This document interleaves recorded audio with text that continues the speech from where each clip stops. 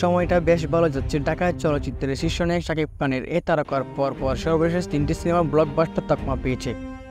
বিশেষ করে গেল ঈদে মুক্তিপ্রাপ্ত তুফান টলিউড ইন্ডাস্ট্রির সকল সিনেমার আয়ের রেকর্ডে ভেঙেছে। দিনকে দিন নিজের একমাত্র প্রতিদ্বন্দ্বী হয়ে উঠেছেন শাকিব। টলিউডে তার সাথে টক্কর দেওয়ার মতো কেউ নেই, এমন অবস্থায় আগামী দিনে নিজের কাজ নিয়ে আরও সচেতন হতে চান এর নায়ক।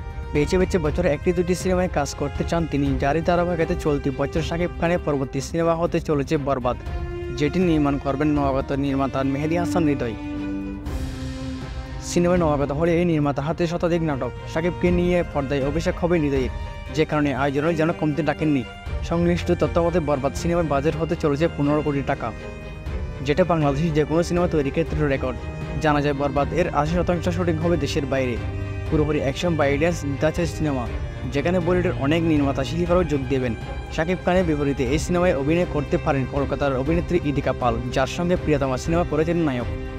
ইতিমধ্যে নাকি সিনেমার প্রি প্রোডাকশনে কাজ শুরু হয়েছে। নির্মাতা লোকেশন রেখে করতে দেশের বাইরে আছেন, সেখান থেকে শাকিবের সঙ্গে সর্বক্ষণ যোগাযোগ রাখছেন।